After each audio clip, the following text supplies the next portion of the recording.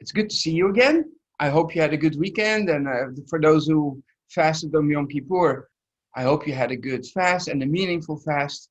And so I'm very excited because I believe the course is getting more and more interesting. I hope you keep track of, if you missed a class, that you watch them, because I've tried to make the course such that when there's a new class, that I would try to look for information that taps into the previous one and to the following one, etc., etc.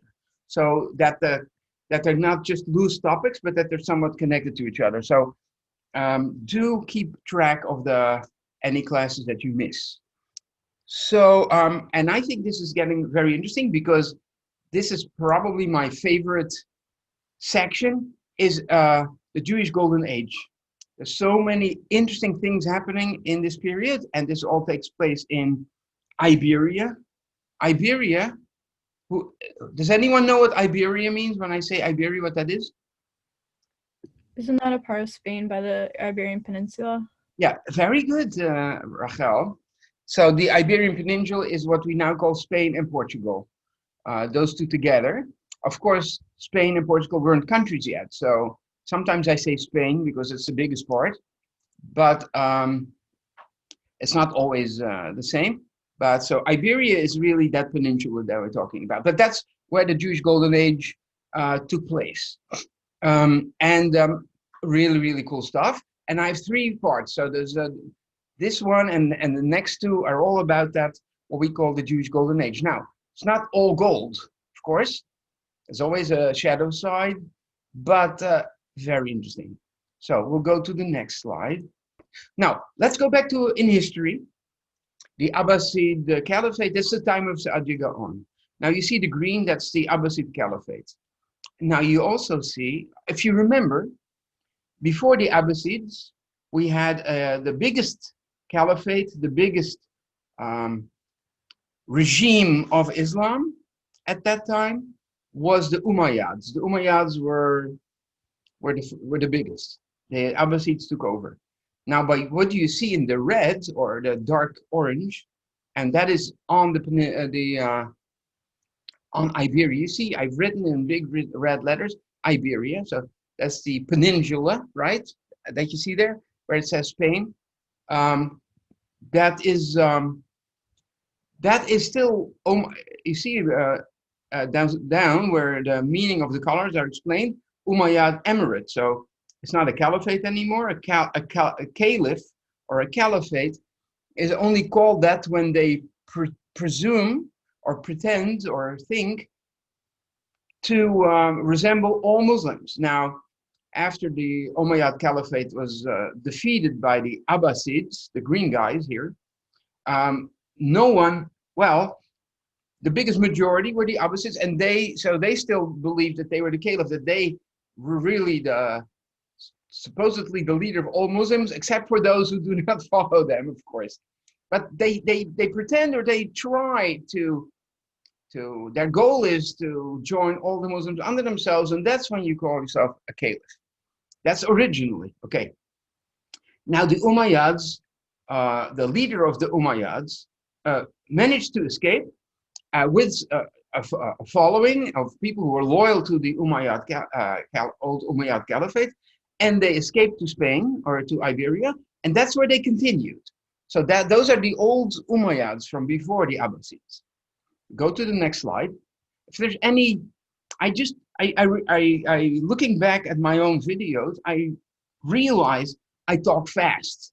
And so I'm sometimes surprised that you guys don't have questions, but maybe I just, first of all, sometimes I also notice that somebody wants to say something and I don't hear it and I talk over it. That's not on purpose, I can assure you. So that could be my hearing partially. Another is that I'm too fast and you can't even jump in. So please forgive me for that. And please try. If you have a question, just break in, keep yelling, wave your hand, all kind of things. Then because it's important to, if I say something that's unclear or sometimes confused, sometimes I throw in the wrong word, I also see that. So if you look back on the video, I say something and then I put letters over the text, correction, and then the right word, and then all these things happen. But please interrupt me if you can. I beg you. Okay, we go to the next slide. Here you see a big chunk of Iberia, but this is the Roman period. So, Makaya, can you read this? There had been a sizable Jewish community on the Iberian Peninsula for a long time. After each of the Jewish wars, the Romans had captured many Jews and brought them as slaves to Spain, where they were put to work to construct the expanding network of Roman highways. So that is really most likely, I just discovered that like a few weeks ago, that the Jewish so there are sources for that, but also the Jewish settlements traditionally were all along these roads, important, and so it makes total sense. Now the map that you see, those red lines, those are all the Roman roads that were done. And of course the Romans, that was the genius of the Romans, they built these, you see this road here on the left, this photo, this is actually close to Rome. You can still, the roads are still used, not for heavy traffic, of course, that's not what they're built for, but you can bike there, you can go on a bike tour and stuff. And so they had layers of stones and they were really made really well. And of course, in the olden days, they were much smoother than now. But the fact that these Roman roads, like 2,000-year-old, are still used to some extent, some of them, of course, not, but some of them are, means that they really put a big effort, and the Roman armies could move faster and march faster. They didn't have to go through shrubbery and bushes and stuff, and mud paths. They could just go, they could transport their armies fast. So yes, these Jewish slaves that were captured during these Jewish wars that we talked about, the first, the second, and the third Jewish war, remember that? Bar Kokhba was the third. The first one was when the temple in Jerusalem was destroyed. In the first few classes, we talked about these three Roman wars. So yeah, a lot of Jews were banned from the land of Israel, but a lot of them were captured and actually brought as slaves to all over the Roman Empire. But that's how they got into Spain in the first place. Okay, yes, Mugaya. As a result, at the time of the Arabic conquest of Spain and Portugal, there was already an important Iberian Jewish community. At that time, Spain/Portugal was ruled by Visigoth kings. Now, the Visigoth, you see that where they were, they didn't have the whole of Iberia, but also a big chunk of France. You see that for a time. And by the way, that white part of Iberia, those were a related tribe. Also, they were both Germanic tribes. Now, but at a certain point, as you see, no, I'll hold on. I'll hold off. I'm going to talk to that when it gets there. We're going to talk very briefly about these Visigoths. Yeah?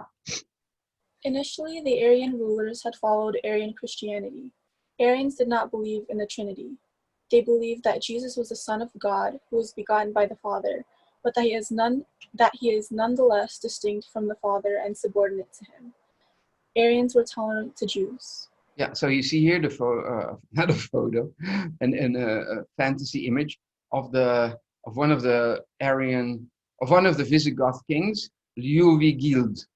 Doesn't sound very Spanish, does it? And so he was the last Arian king. But now we go to the next slide. There was fierce competition from the Catholic and Byzantine Christians, who believed that Jesus was just as divine as the Father. In their eyes, Arians were heretics. Eventually, the Visigoths converted to Catholicism. This fresco is an interesting illustration of this competition. Arius, the founder of Arianism, is slapped on the ears by no less than Saint Nicholas of Myra, Santa Claus. So there is our sweet Santa Claus slapping Arius on his face for the wrong belief system. This is not how you visualize Santa Claus, right? He has a white beard, but not a red imagery. In any case, that's our Santa. Rachel, I don't think you read last time. Is that correct? I don't think I did either. Okay, so this is your chance. All right. While the Arian Visigoths had been tolerant to the Jews after their conversion to Catholicism in 589, they became oppressive towards the Jews. For instance, in 633, it was declared that all Jews must be baptized. Yeah, you see here on the left, Alaric II, he was still an Arian king. And on the right, you see Sindasuint. There was a Catholic king of the Visigoths. Now, what I don't have in these slides is that as they adopted Catholic Church as their state religion, i.e. The Western Church, right, the Latin Church, Latin became the official language. So in the official, not that all the peasants and stuff spoke Latin, of course, but they started in the courts and in the official language, and more locally, people started using Latin words. It's like in English, there's a lot of Latin words and French words. It's all because French was the official language for England for a long time. So when you, instead of saying cow, I'm eating a piece of cow, you say beef, because that's French, bœuf, right? So a lot of these words have been, so in the Visigoth language too, there's a lot of Latin influence, and that's how this eventually evolved to Spanish. That's why Spanish is a Romance language, means it has a lot of Latin influences. The grammar is largely Germanic, but a lot of the vocabulary is based on Latin. But there are still words, let's say hijo, I don't think is Latin. It's probably Germanic, and there are a lot still words that are Germanic words, but very little. But that's how it started. Okay, yeah. When the Visigoth king Roderick was defeated by the Muslim armies, there was somewhat of relief for the Jews in Spain. Yeah, like, look, I'm interested in language, so I'm just sharing. Roderick is a Germanic name. It just means the one who's red, the redhead. But of course, in Spanish, that became Rodriguez later. See? Yeah. So here you have a map of Iberia, and you see this is the height of the Umayyads of the Arabic conquest, and you see the red is Christian territory. In Iberia, there's very little left. This is just a little piece of something that it's a lot of mountainous areas that was never conquered. The Muslim territory is green, and this is 734. But so you have an idea how massive there's a huge chunk of Islamic rule inside of Europe. Yeah, okay. Rachel?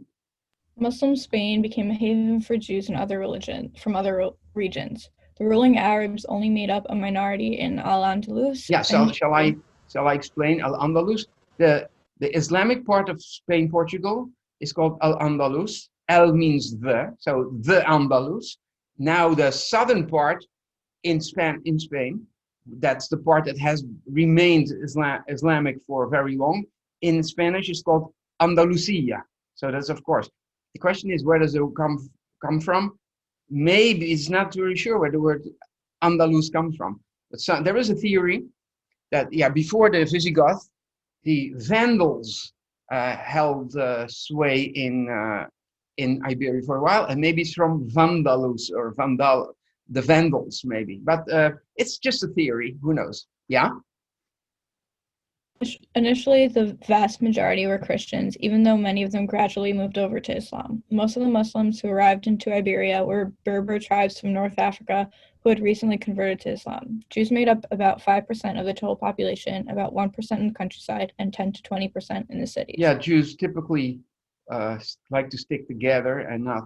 You have very little remote farms with a Jewish farmer. Usually, Jews like to live together in the cities because then they have the facilities to practice their Judaism, synagogues, and all kind of facilities that they need, schools and stuff. Yeah.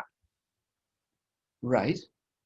In spite of the limitations dedicated by the Pact of Omar, Muslim rulers often prefer to appoint Jewish administrators to important positions. A Muslim in a key position could be a potential danger to the throne. He could try to kill the ruler and take his place. Yeah, so if you have in the olden days, and you saw that a bit with the Byzantine emperor, and it's all over history, when you have a ruler who has all the power in one hand, in himself, then people who are close to the throne, people who are his assistants, and they, you become so empowered. Only the emperor or the king or whatever is above you. You think you're a big shot, and maybe you're used to having a how do you say, you have a path that you've gone to, from starting low and getting up and up and up and up in the rank. It's called how do you call that? This is a very simple word, but I just can't come up with it. But then you are only for one step away from the king. So if you already have a whole path behind you of trying to get a hold, it's tempting to think, oh, maybe I can go one more step. I can become the king. So it's easy, sometimes it's easy or tempting to get rid of the king. It could be through poisoning or through a coup. That happens so much, especially when the power is in one hand. So you can actually take the power by one shot, but you need supporters to do that. So if there's always different parties, right? It's not just in America that there's two parties. There's always been parties everywhere, and the party's not in charge wants to be in charge. So luckily in democracy, we've figured out a system that could happen without bloodshed. In those cases, in history, that was never the case. So if you're a Muslim and you have another party of Muslim of almost rulers, then if a Muslim minister, prime minister, whatever, could always think, you know what, I have enough supporters, so let me maybe I can put something in the caliph's food, in the emir's food, and I'll have supporters. Now, so a Muslim could be dangerous. He could think that he could take over. The next little paragraph.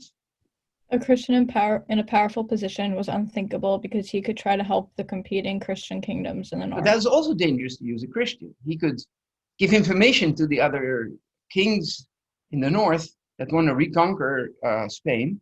And so that's dangerous. But Jews, Rachel. Jews were minorities everywhere. They could not aspire to take and hold power, nor did they have any reason to side with the Christian kingdoms. Yeah, so therefore, the Pact of Omar says Jews cannot be in positions of power. But for a ruler, a Muslim ruler, in this situation, it was very tempting to have Jews because they are loyal. They have nothing to gain with a change of power. Even today in Morocco, the most important advisor of the king is a Jew. So that's a very long tradition. Yeah. Christina, would you like to read a bit? Although there's not so much to read. Hold off a bit, because this is more like points than reading. But there was a multi-layered society. So you had Arabs, then you had Berbers who came from North Africa and were often used as armies. They had armies, but they sometimes took over. Now, a very interesting group, you should know this, called Muladis. A Muladi is an Iberian, let's say a Spaniard or a Portuguese, who had converted to Islam. Around the year 1100, about 80% of the people there were Muladis. That means they're just regular Spaniards, but they were Muslims. And then you have Mozarabs. It's actually from an Arabic word Musta'arab, but it's called Mozarab in Spanish. And that is, those are Christians who are culturally Arabic. Arabic was the dominant culture, so they would dress Arabic, but they were still Christians. And there's a language, the Spanish at the time was called Mozarab, because it's Spanish with a lot of Arabic influence. And you see here down, it looks like Arabic, but it's actually Spanish. It's Spanish, it's Old Spanish. It's not so maybe easy to read, even if you know the Arabic alphabet, but this is basically Old Spanish written with Arabic letters, and that's how what people did. And then you had descendants of slaves that came from outside, imported, and then had converted to Islam, sometimes released. There are a lot of Slavic people, maybe Polish, Russian, all kind of people that had been captured and then sold. You know, the word Slavic and slave is related. In Europe, most slaves throughout history were Slavic people, and that's what the word slave comes from. Also, Serbian is the same word, and servant, it's all from the same word. Let's go to the next, Christina. Now, oh wait, this is not also, now, just we're going to look at the height of the golden age of Judaism. And look, this is a beautiful image. I just dedicate the whole slide to it. Okay. And that was the reign of, now you call it, this is confusing, I call it the Caliph of Cordoba, which is good because he thought he's so important, he called himself Caliph again. But now the map says Emirate of Cordoba, so that should be Caliphate of Cordoba. In any case, that's not going to be an exam question, but so you know. So Abdurrahman III is his name. Yeah. And his son, after him, Al-Hakam II. Those are interesting characters. You're going to hear more about this class, but also next week. Very interesting characters. Okay. Al-Hakam II, so that's the son. Among other things, built a university and a library. So this is actually images of the old university and library. Hunter College is also nice, but this is very nice, isn't it, right? Imagine having students here and people probably sit on carpets and then there's all these books and stuff.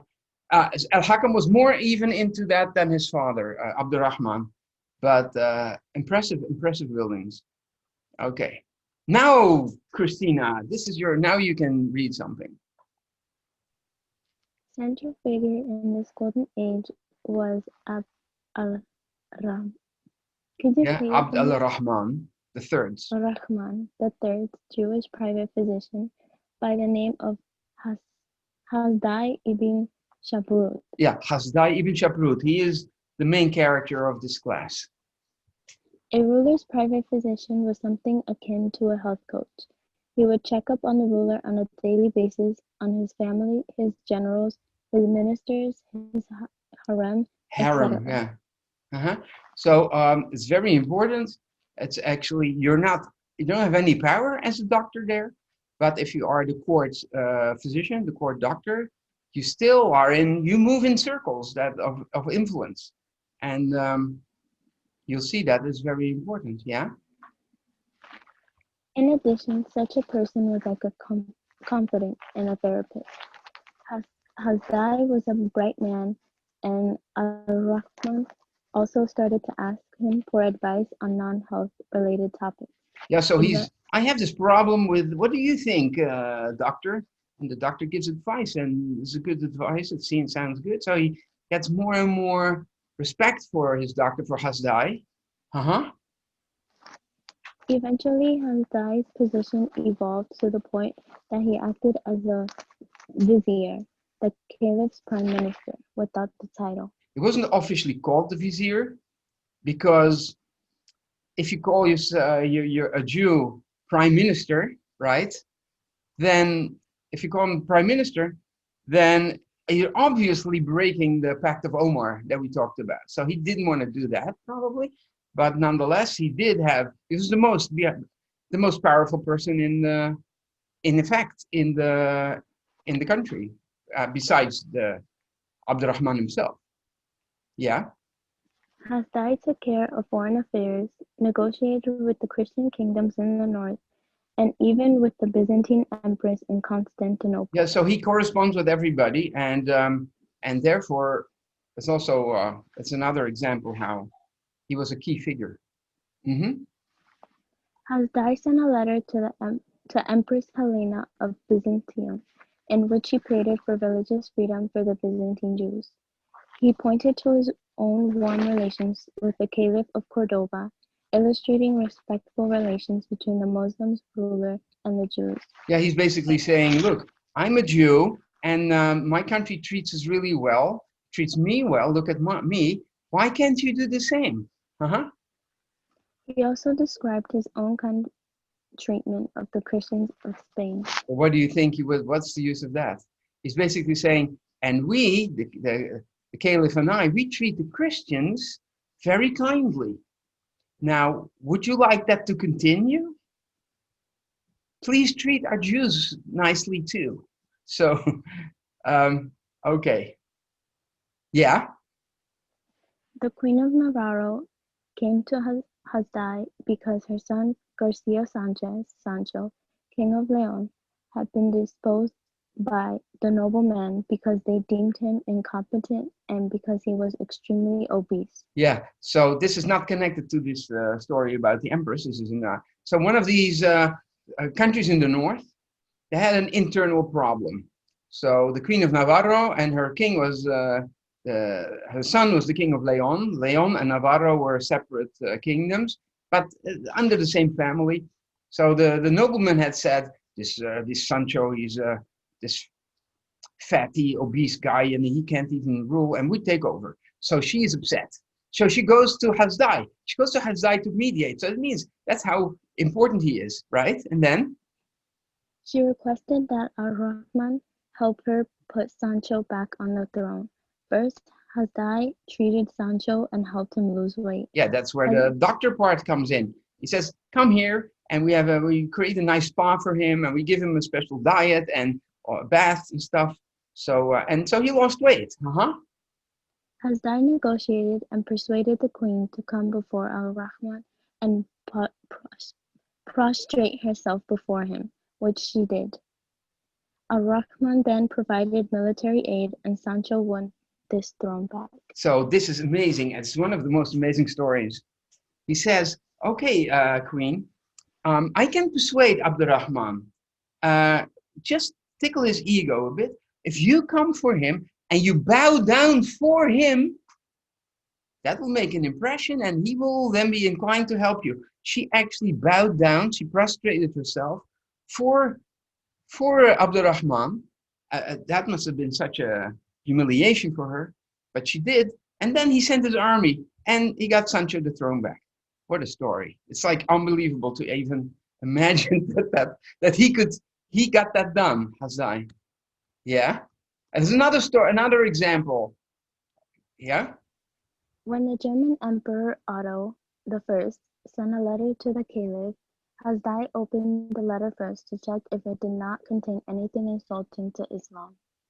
When he found that he could not hand over the letter to the Caliph as is, he sent it back with suggestions and a new letter was written.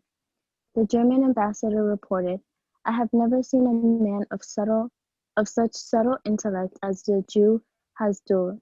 Yeah, Ḥasdai. This is probably a German pronunciation of Ḥasdai.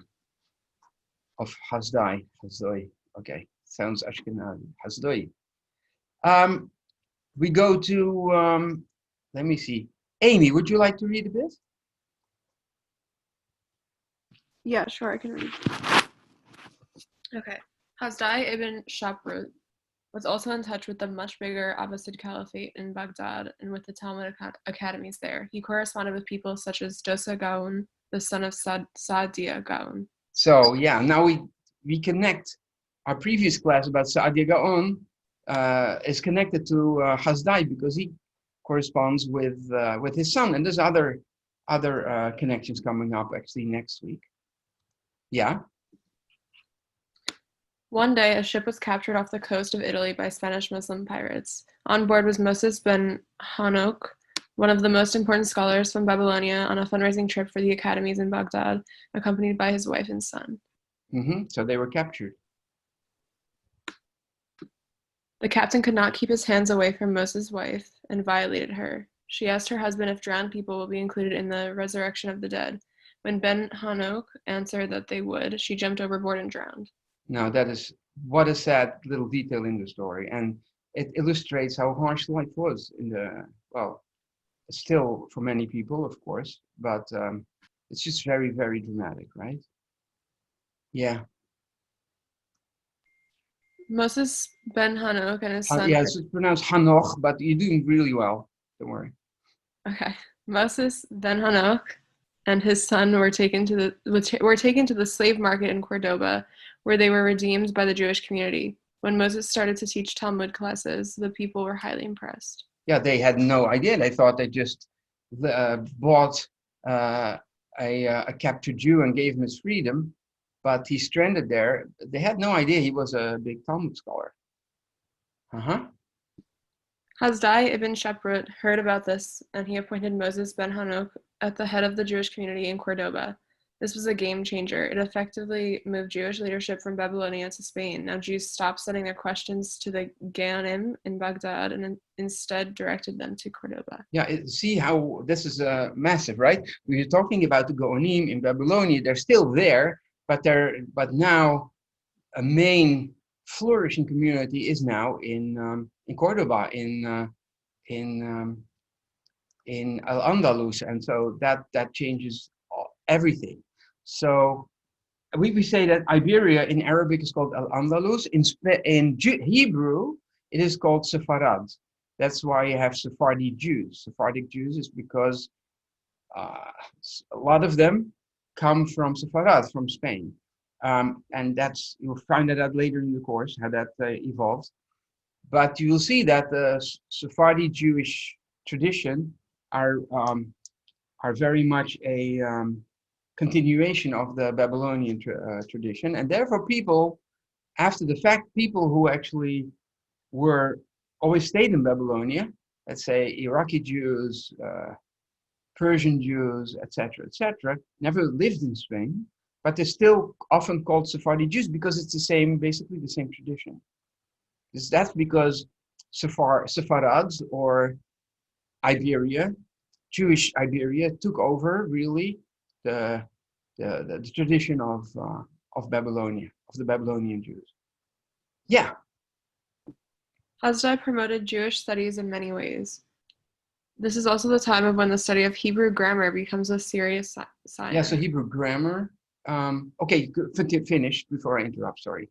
Hebrew grammar had started with Karaites, but now also became a passion of the rabbinites all over the Arabic world. The description of Hebrew grammar, its categorization, and terminology is largely based on Arabic grammar. Yeah, the Arabs had from very early on started study Arabic, so they had received the Quran. The Quran is supposedly in pure Arabic, but there were many dialects in the Arabian Peninsula, so they wanted to know what is pure Arabic.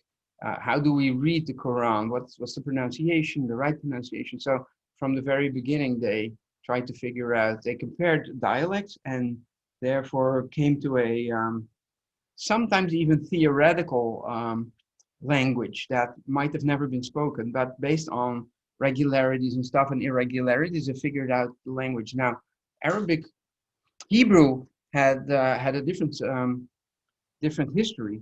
Hebrew was basically written down.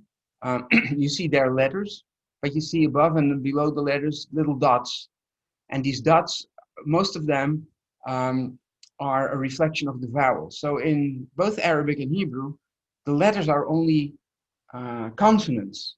The vowels are little dots, and the little dots are much later introduced. In the beginning, there were no dots. That was just devised later, because.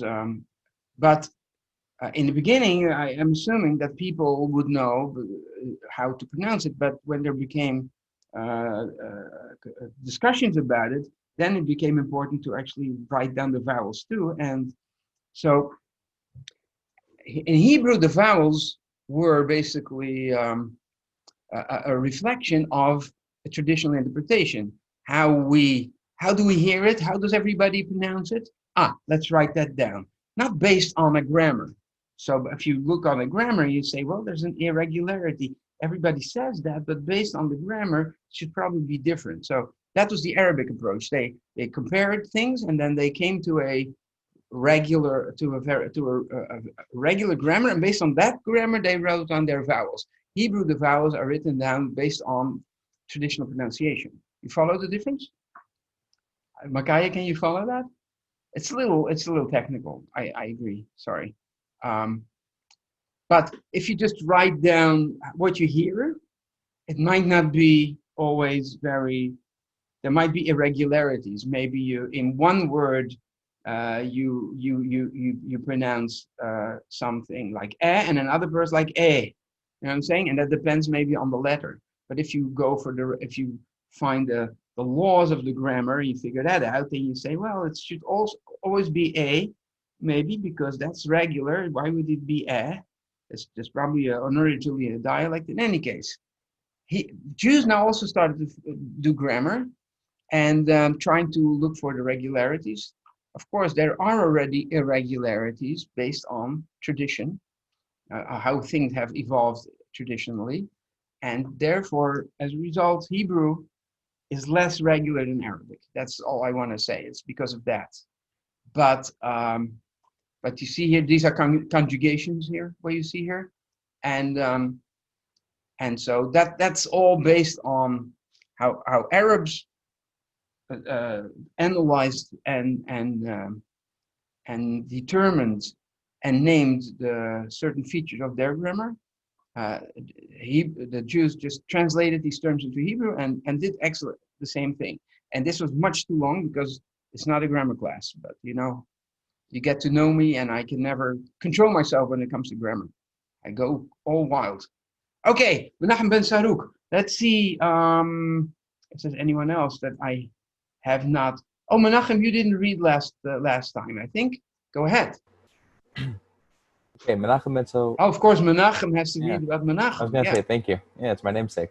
From 1920 to from 920 to 970, for instance, when a celebrated expert of the Hebrew language, he had started to work on a dictionary of the Hebrew language, but due to financial restraints, Menachem could not continue. Ḥasdai ibn Shaprūt found this project so important that he took him in and supported him in all of his expenses so he could continue his life's project. Yeah, that's very generous. That's what we call a nice patron.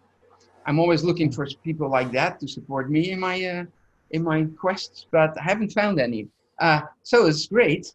Although next class we'll find out, or Thursday, didn't end as nicely as it started. But so he's very important. Menachem ben Saruk, very influential grammarian. And then as the acting minister of foreign affairs with so many connections outside of the caliphate, Ḥasdai was always eager to find out how other communities were doing. Especially Ḥasdai was looking out for the signs of the lost tribes of Israel. Yeah, what are the lost tribes of Israel? I'm gonna look. It looks like a very exciting documentary. The lost tribes of Israel. Yeah, with the Khazarm. Yeah. So some quick background information. After the death of King Solomon in around 931 BCE, his kingdom broke into two entities: a northern kingdom called Israel with 10 tribes, and a southern kingdom called Judah with 2 tribes. Yeah, you see that on the map. See that? That's the north and the south, north and south. Then around 722 BCE, the Assyrian Empire destroyed the northern kingdom of Israel and takes the northern 10 tribes away, never to be heard from again. Hence, they are called the 10 lost tribes of Israel. And inspired by the prophecy that the lost tribes would one day return, people have looked out for the 10 lost tribes, believing that they were still somewhere living as Israelites. Yeah, so that is that tickles the fantasy, and so especially in a time that people do not know how big the earth is and what's beyond the horizon, and there might be still tribes out there we don't know. Ḥasdai ibn Shaprūt, he interviews people who traveled far and distant, and interviews them and say, "Did you hear anything about Jews we don't know about, Israelites?" Okay, yeah. So there's a little picture of many theories. So the Igbo in the left top in Nigeria, they believe that they are from several tribes, mostly the tribe of God. So they, a lot of them feel that they have Jewish ancestors going back a long time, and they started practicing Judaism. The same with the Lemba, mostly in Zimbabwe, who believe that they're from the tribe of Levi. And then the Beta Israel, the Ethiopians, we all know about Ethiopian Jews. Why are they accepted as Jews? Because there's a tradition that they come from the tribe of Dan, so they're called Danites. Now on the top right, there's a group that claims to be from the tribe of Manasseh. They live in the very northeastern corner of India. It's from a tribe called Chinkuki-Mizo. So they're not typically Indian, but they believe that they're from the tribe of Manasseh. Then there are Native American tribes. When America was discovered, there were people who thought, oh, they must be the lost tribes. Especially the Cherokees actually sometimes there is these rumors that they might be Israelites.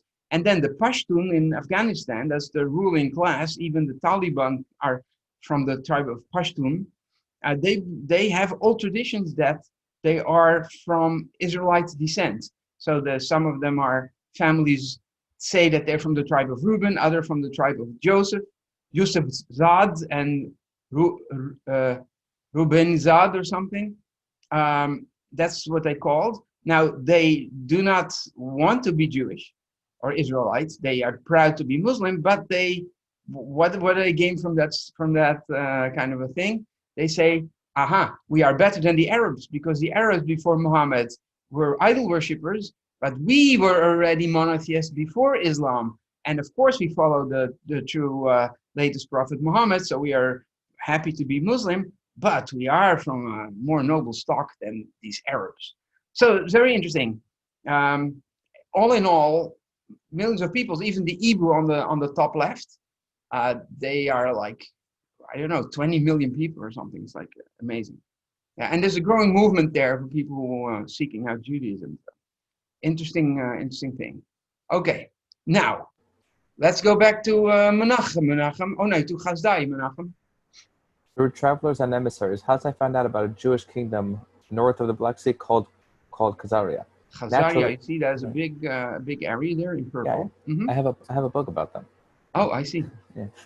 Naturally, he was very excited about the idea that there was still a proudly independent Jewish kingdom in existence, and this greatly softened the argument brought up by Christians and Muslims that obviously God had forsaken the Jews and that there was no Jewish independence anymore. So it's like, yeah, they always rub it in that God must be on the side of the Muslims because the Muslims are so successful, and in the north the Christians say, but yeah, the Muslims are temporarily now stronger than we are maybe, but we're also expanding in the north among the Slavic tribes and further up north in Scandinavia, and so God is on our side. But you have no claim because you don't even, for all these years, you don't have any independence, and God has forsaken you. Otherwise, you'd be more successful. Now, this seems to be not entirely true. There's actually a nation that is independent and proudly Jewish. Maybe, if this is true, yeah. You know what? Let me look. Samantha. Yes, okay. Together with the Menachem ibn Shaprūt, Ḥasdai composed a letter to the Khazar king. Yeah. With Menachem's aid, he made sure it would be in the most beautiful, grammatically perfect Hebrew. The letter still exists, as well as a reply from the king of the Khazars. Yeah, isn't that interesting? We still found the original letter written by Ḥasdai ibn Shaprūt. Now look at his handwriting. It's very nice handwriting, actually. It's a Sephardi handwriting, but so not everybody. It's different from how people write now in Israel and stuff. But it's really it's very regular. It's very beautiful. Okay, Ḥasdai's letter to King Joseph. I, Ḥasdai, son of Isaac, son of Ezra, belonging to the exiled Jews of Jerusalem in Sepharad. Sepharad is the Hebrew name for Sepharad. Yeah. A servant of my lord the king, bow to the earth before him and prostrate myself towards the abode of your majesty from a distant land. I rejoice in your tranquility and magnificence and stretch forth my hands to God in heaven, that he may prolong your reign in Israel. Mm-hmm. Praise be to the beneficent God for his mercy towards me. Kings of the earth who know Abad al-Rahman's magnificence and power, bring him gifts, conciliating for his favor by costly presents, such as the king of the Franks, the king of the Germans, the king of Constantinople, and others. All their gifts pass through my hands, and I am charged with making gifts in return. Let his lips express praise to the God of heaven, who so far extends his loving kindness towards me without any merit of my own, but in the fullness of his mercies. Now he's basically saying that he's explaining his position in the court of Abdurrahman. Yeah. I always ask the ambassadors of these monarchs who bring gifts about our brethren, the Israelites, the remnant of the captivity, whether they have heard anything concerning the deliverance of those who have languished in bondage and have found no rest. Finally, mercantile emissaries told me that there is a kingdom of Judah which is called Al-Khazar. But I did not believe these words, for I thought that they told me such things to procure my goodwill and favor. I was therefore wondering till ambassadors of Constantinople came with presents and a letter from their king to our king, and I interrogated them concerning this matter. Yeah, so he was skeptic in the beginning. Yeah, one more. They answered me, "It is quite true, and the name of that kingdom is Al-Khazar. It is a 15 days journey from sea to Constantinople, but by land many nations intervene between us. The name of the king now reigning is Joseph. Ships sometimes come from their country to ours, bringing fish, skins, and wares of every kind. The men are our confederates and are honored by us.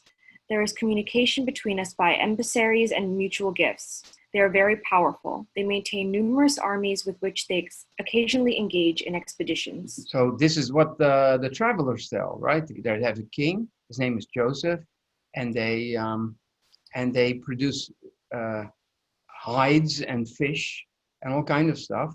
That is basically a very basic stuff. So they fish and they probably have cattle, but it's they don't talk about jewelry or very refined stuff. So actually the Khazars turn out that they were a Turkic people. It's like related to the Turks or Turkmenistan, that kind of, even to the Uyghurs, which in America now called the Uyghurs, but the Uyghurs, they're really called Uyghurs, not Uyghurs, by the way. But so that's all, they're all related, and traditionally they are pastoral people. So basically with sheep and good in like the Mongolians, like good in riding horses and things like that. Right, continue. When I heard this report, I was encouraged. My hands were strengthened, and my hope was confirmed. Thereupon, I bowed down and adored the God of heaven. I pray for the health of my Lord the King, for his family and for his house, and that his throne may be established forever. Let his days and his son's days be prolonged in the midst of Israel. That's a very nice letter. Now King Joseph, the son of King Aaron, the Turk, this is how the letter starts. May his creator preserve him. Writes back to the head of the assembly, Ḥasdai, the son of Isaac, the son of Ezra, ibn Shaprūt. What does he write? Gabriella, hi, good to see you. Would you Hi, like good to to read, please? Yeah, sure. I wish to inform you that your beautifully phrased letter was given us by Isaac, son of Eliezer, a Jew of the land of Germany. You made us happy, and we are delighted with your understanding and wisdom. Let us therefore renew the diplomatic relations that once obtained between our fathers, and let us transmit this heritage to our children. I have a record that although our fathers were few in number, the Holy One, blessed be He, gave them strength, power, and might, so that they were able to carry on war after war with many nations that were more powerful and numerous than they. By the help of God, they drove them out and took possession of their country. This is based on the old notion, the old belief system, that if you win a war, that's a sign that God is on your side. So it's the same idea that the people say to the Jews, well, you don't have a big empire anymore. That must mean that God is not with you. And now here's the same thing. Well, God is with us, and that's why we won all those wars. So it's a interesting way of thinking that I hope we don't abide by anymore. It's, many people have won wars that were not necessarily on the side of good, but this is an old kind of thinking. Yeah? Upon some of them they have imposed forced labor even to this day. The land in which I now live was formerly occupied by the Bulgarians. Our ancestors, the Khazars, came and fought with them, and although these Bulgarians were as numerous as the sand on the shores of the sea, they could not withstand the Khazars. So they left their country and fled, while the Khazars pushed them as far as the Danube River. Up to this day, the Bulgars camp along the Danube River and are close to Constantinople. The Khazars have occupied their land up until now. Yeah, so the Bulgars, are now in Bulgaria, is along the Danube River, but originally they were where the Khazars then ended up. I don't know if the Bulgars were probably not happy to move, but they're probably in a better location now, to be honest. But I don't know. So it's really interesting, like he's saying, God is on our side, and we have imposed people to forced labor. It's like, My goodness, what kind of a religion? What this? What? Yeah, what can I say? You have to see these things in the historical context of people's mindsets. It's always good to know that we have hopefully evolved a bit in that respect. Okay, now this is interesting. After this, several generations passed until a certain king arose whose name was Boan. He was a wise and God-fearing man, trusting in his Creator with all his heart. He expelled the wizards and idolaters from the land and took refuge in the shadow of his wings. After this, his fame became widely known.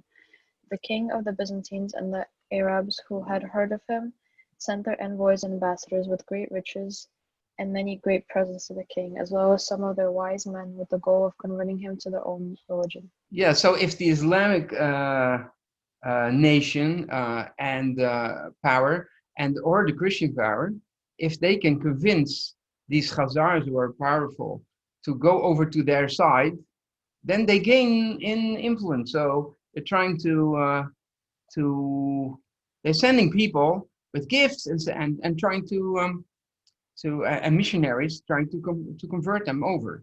So what happens? But the king made his soul be bound in the bundle of life with the Lord his God, being wise, sent for a warned Israelite. The king searched, inquired, investigated carefully, and brought the sages together. Yeah, hold on. So he's saying, well, if you want to send a Muslim and a Christian, you should also look at a Jew. So you know what? I have these two representatives, these two religions. Let me also invite the third one and listen to him too. That they might argue about their respective religions. However, none of them accepted the arguments of his opponents, so they could not agree. When the king saw this, he said to them, "Go home, but return to me on the third day." Yeah, they thought, well, if they these people are not in agreement, I bring them together and maybe they will come to a mutual understanding. But of course, that didn't happen. So he sends them back, and then they come back on the third day. On the third day, he called all the sages together and said to them, "Speak and argue with one another, and make clear to me which is the best religion." They began to dispute with one another without arriving at any results until the king said to the Christian priest, "What do you think? Of the religion of the Jews and the Muslims, which one is preferred?" The priest answered, "The religion of the Israelites is better than that of the Muslims." So, of course, Christianity, he says, is the best. But if I have to choose between the other two, then I would choose for the Jewish religion.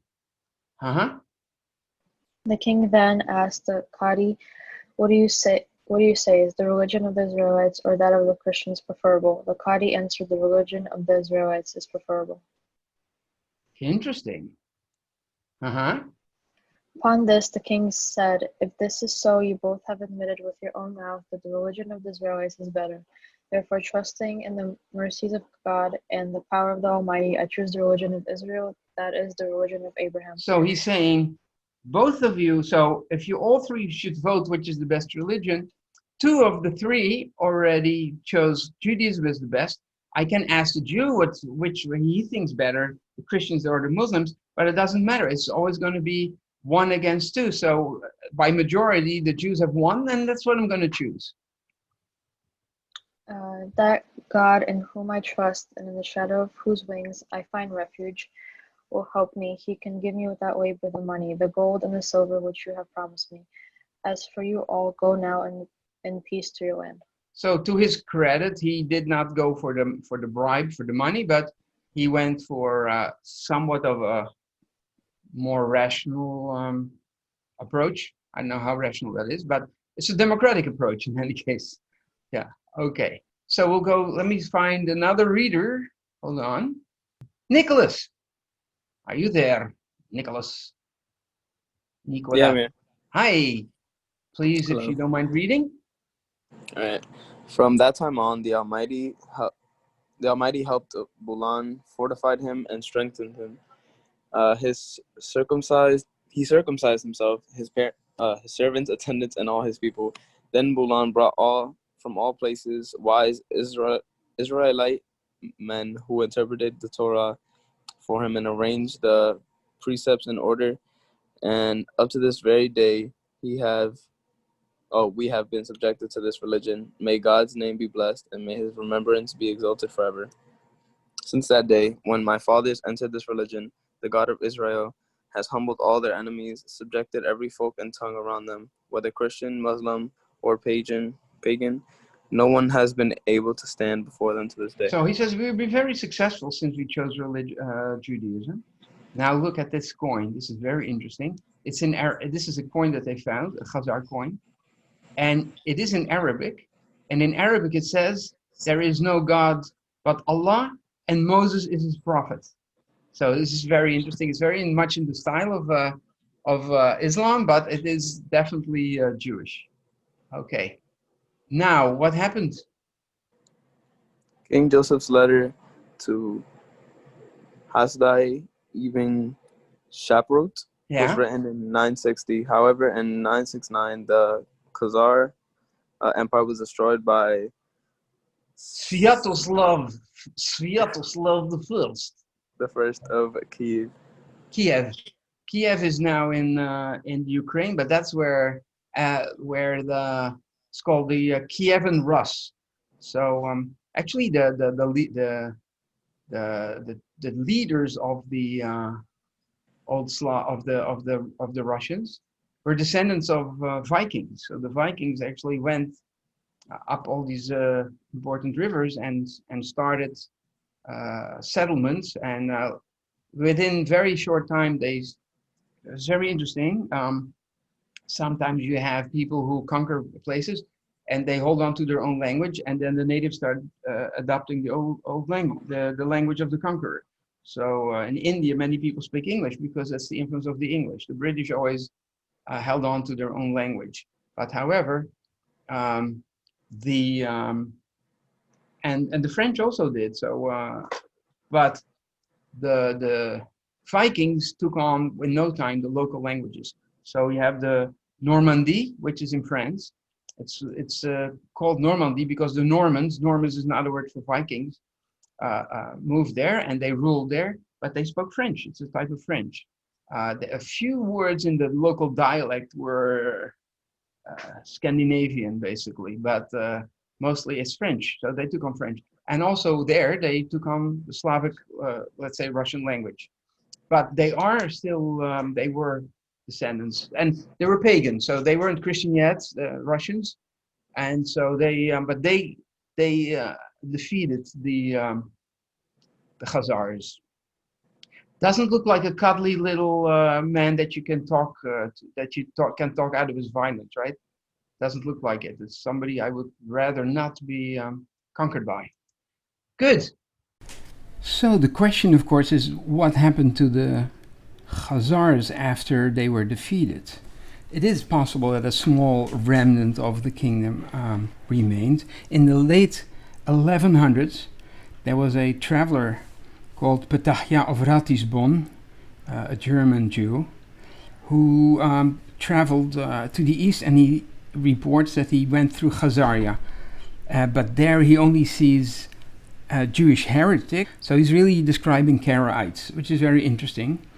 In the 1200s, there was an Italian diplomat who was sent by the Pope to travel all the way east to visit the Mongolians, and he says that he met a Jewish tribe. So it's the 1200s. We're not, of course, sure if that was the same people, if they were Khazars. But what is interesting, of course, we know that there's a number of cities that were founded by the Khazars, and that they also had in their reign the Crimea for a while. Crimea is disputed now. It has been part of Ukraine, as you hopefully know, but Russia is occupying it now and wants to annex it. In any case, the Khazars have been there, and if you remember from the class of the Karaites, there is a branch of Karaites that are not ethnically related to the Karaites from Baghdad and from Egypt, and they are Crimean Karaites. And these Karaites have their own language. They're a separate group, and that is also a Turkic language. So that means that these Karaites from the Crimea are of a type of Turkish descent, a Turkic group. And so it would be fair. And as that Petachia of Ratisbon had on his trip had met Khazars who were actually Karaites, it has been proposed that the Crimean Karaites might be the descendants of the Khazars. Now, of course, there's a lot of discussion about it. There's people who say that's nonsense, and other people say, no, that makes sense. But I'm just letting it here. It sounds tempting to me. Yes, Nicholas. It is hard to overestimate Ḥasdai ibn Shaprūt's historical contributions. Under his encouragement and patronage, a generation of Jewish scholars, Talmudists, grammarians, astronomers, physicians, I cannot pronounce that, philosophers and poets arose in Spain. The flourishing of Jewish culture that he spearheaded was unmatched until the modern age. Yeah, so it was that's why we call it the Golden Age. It was really, so grammar, astronomy, they studied the universe, right? As far as they could figure it out. Physicians, like so many people studied there. It was Cordoba, the capital of the country, became such a center of scholarly research and of scholarship. How do you say, of learning, not just for Jews, also for Jews and for Muslims and but Jews too, and that was amazing. Yeah. When Ḥasdai ibn Shaprūt died in 970, a eulogy was written by an anonymous poet. The grinding yoke from Israel's neck he tore. Deep in his soul, his people's love he bore. The sword that thirsted for their blood he brake, and cold oppression melted for his wake. Because of Ḥasdai, Israel's heart was moved in love towards God, with dread and fear removed. So if you think about this, I mean, you might not understand every word because you're reading it and you're focusing on the pronunciation. But it's a very, it's what he did. There was a yoke on Israel's neck, but he tore it. He made life under the regime bearable, basically, literally bearable. Deep in his soul, his people's love he bore. He in his soul he bore. He carried the love for his people. The sword that thirsted for the blood, he brake, which means he broke. He broke a sword that so it wasn't dangerous for people anymore. They felt safe, and cold oppression melted for his sake. Because of Ḥasdai, Israel's heart was moved and in love towards God. So meaning, because of him, people started loving God again. He's good for us now under Ḥasdai. Well, it's wonderful. Thank you, God. With dread and fear removed. So that was removed. Yeah. We have already mentioned Moses Ben-Ḥanokh, the head of the Jewish Academy in Cordoba. One of Moses' most brilliant students was Joseph ibn Abutur,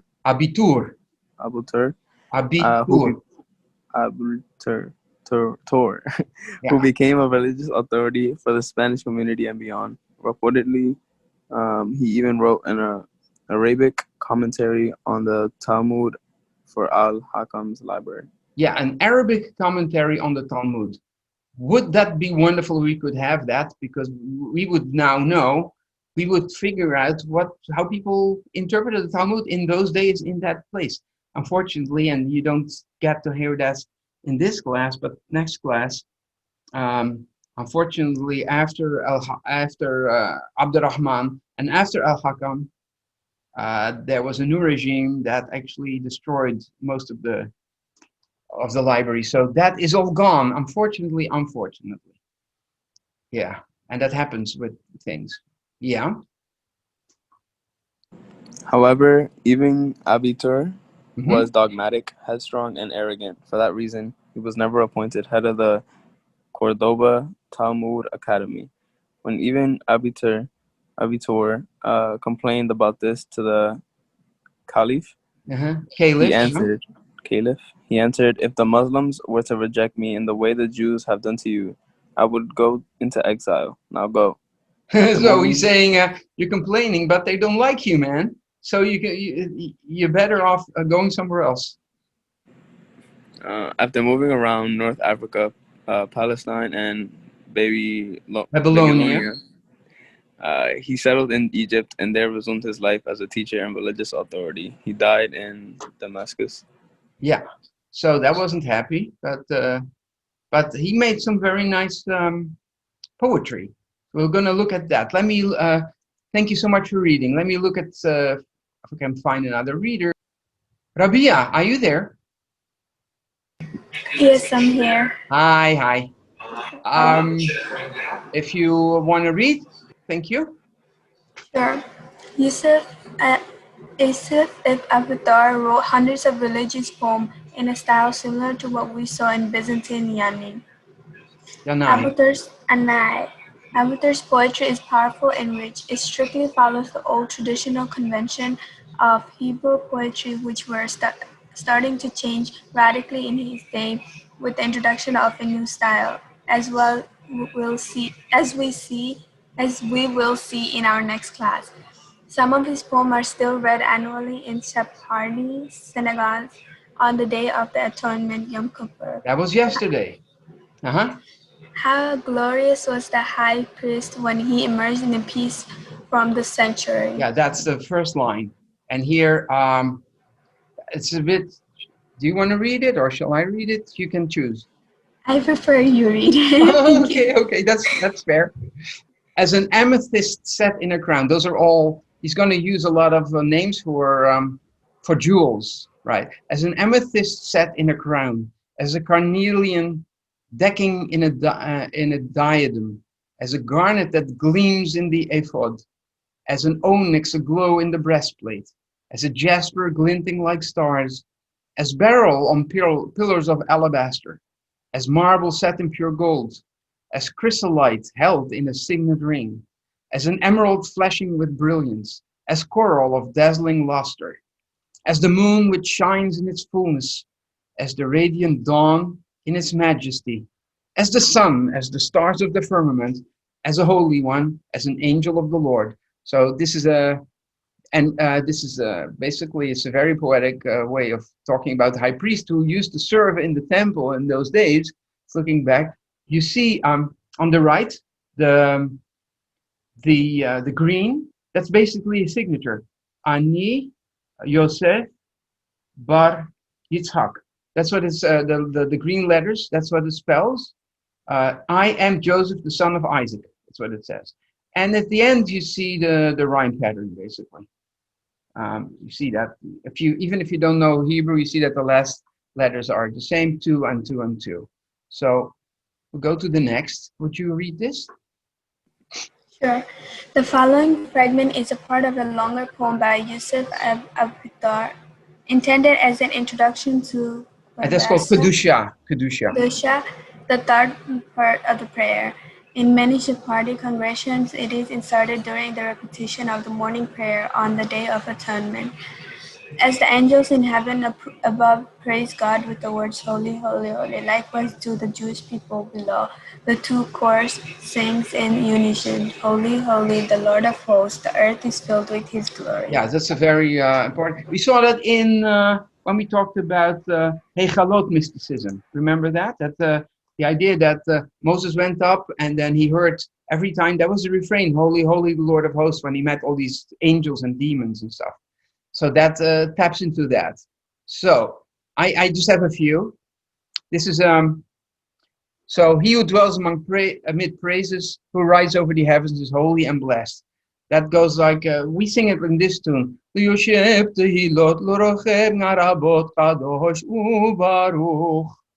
Now you see on the right the blue letters in the Hebrew. The first two letters are the same in the second. That is basically A, A, B, B. And it goes through the whole alphabet up to, yeah, I think the whole alphabet, maybe only part of it, I'm not sure. Okay, and the end is saying, holy, and they're saying blessed. They're saying holy, they're saying holy and blessed. And that you see that he also. So it's basically the first line is about angels, that's in heaven, robed in purity before God. They declare God holy. Now downstairs, his people on earth, see, that's the second line. Before him who created the ends of the earth, declare him blessed. Now it goes to angels again. Shining in fire before God who formed them of fire, declare him holy. And the fourth line, his people, tested by fire and water. It means they went through a lot of hardship. Proclaim his unity twice daily, in the morning and the evening. Declare him holy and blessed. And then the refrain again. Who dwells amid praises, etc. So it goes angels above, people below. Second, the angels above, people below. That's the first one. And then you have the blue letters in the Hebrew on the right again. That is basically C, C, D, D. Same. Angels, people. Angels, people. So it's really, it's stressing the fact that above in the heaven, the angels are praising him, but really we're doing the same below, and the two voices mingle, and they both, we declare, we with the angels together, we declare God holy and blessed. And so it gives you the idea that you're actually, especially when you're fasting for 24 hours and you're becoming a little bit less, whatever, you get in a different state of mind. So then you feel that you can almost imagine, especially if people are wearing white around you, it's like the whole congregation looks like angels, and you feel that the angels are standing next to you praising God. That's basically the idea. Do you want to read this? We're almost done with the slides. Sure. This exact same theme used to be found in another poem by Yusuf Abutar. When the Jewish people stand in praise before God, they joined by angels on high. The praise of God's servants in heaven and those here below are together. Rise up to God's throne and declare him holy. The following poem is recited before the Kedusha. How do you say that? Yeah, the Kedusha, same as Kedusha on the Day of Atonement during the repetition of the Musaf prayer. And that is basically the same theme. So you see here, this is a different tone. Different tone. Bimro mehengeres kise shibtecha ubishchune eres mos memshaltecha ele yaritzum gontif artecha veele yagdishum b'shem mamlachtecha en kadosh kadonai ki ein biltecha. So you have an idea of how it sounds. But what's interesting, you see the purple, the first two lines. On the heavenly heights is Bimrome Eretz and Bishchune Eretz, and that is the dwellers of the earth. Eretz is connected to our word earth, no doubt, but you see that they have the two words, the two. If you read from right to left, the first letter is different, but the other two are exactly the same. You can probably see that even if you don't know Hebrew. It's only the first, and the first letters also sound very similar. It's Eretz and Eretz.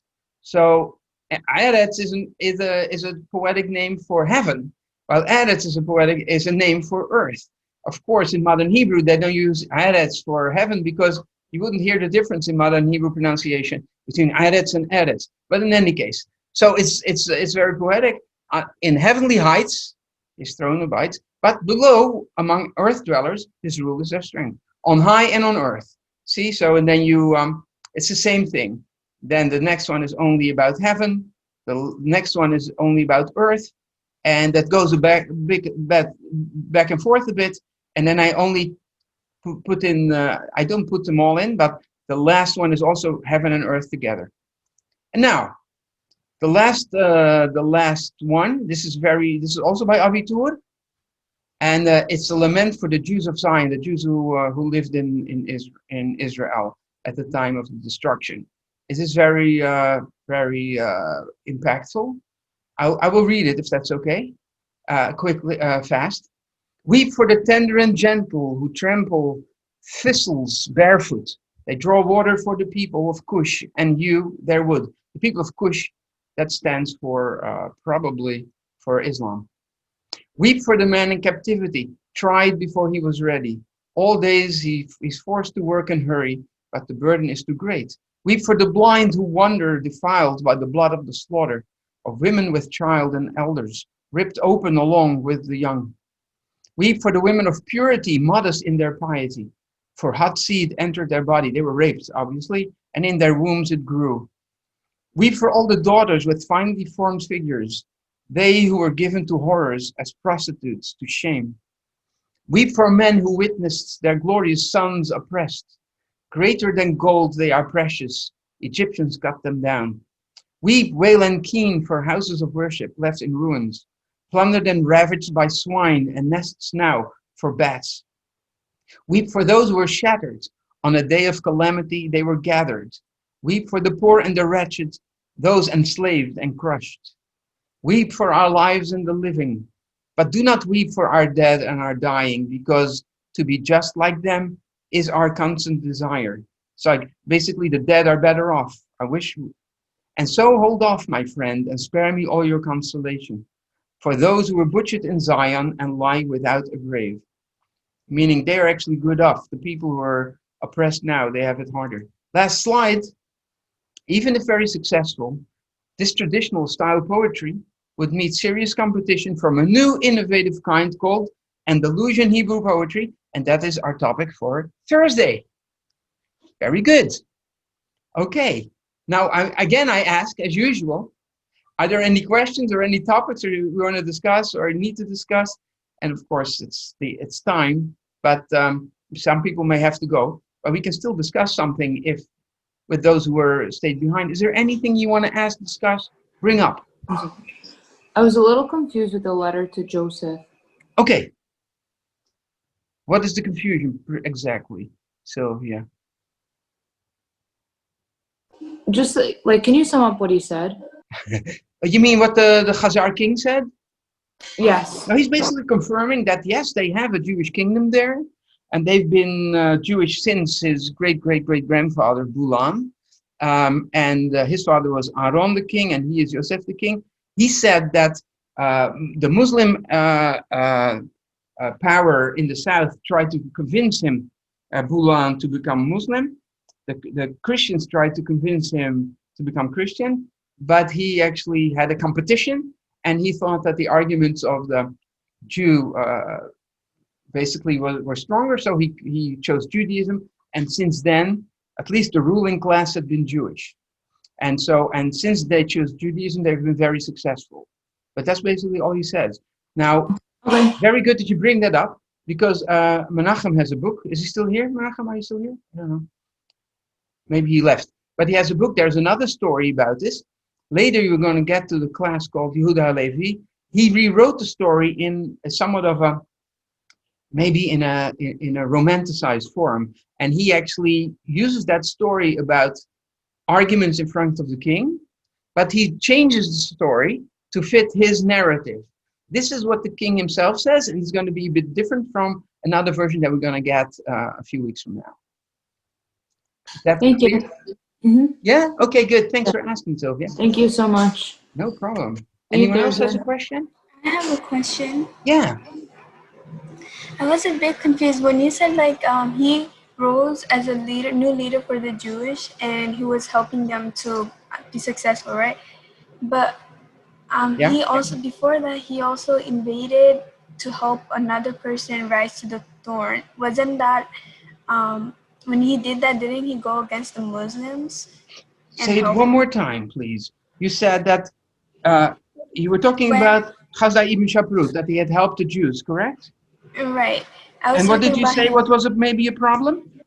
At the beginning, didn't he help one of the person to rise to the throne by having the queen bow down or something along that line? Oh, no, yeah. No, there were two Christian nations, and one of the nations, the noble people in that nation, deposed of their king, their Christian king, and so the mother, who was the queen of another country, wanted help, but this was not against Islam or against the ruler, because it was an internal Christian thing. But the queen wanted help from the Muslim army to help them. So he actually convinced her that to ask in person and to bow down before the caliph. And then the caliph was willing to help for that reason. The whole thing that I brought it up is that it was very unusual and an amazing thing in history that a proud Christian queen would ask for help from a Muslim and was willing to bow down before him, and was actually strengthening in a way the Islamic ruler in some way. Now I understand. Thank you. Okay, good. That's a good question. Yeah. Anyone else? Gabriella, everything? Makaya, anyone has a question? No? Thank you so much for then asking these questions. I'm happy that you asked.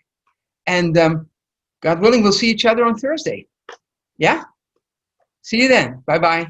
Thank you, Professor. Bye-bye. You're welcome. Thank you, Very welcome. Professor. Bye.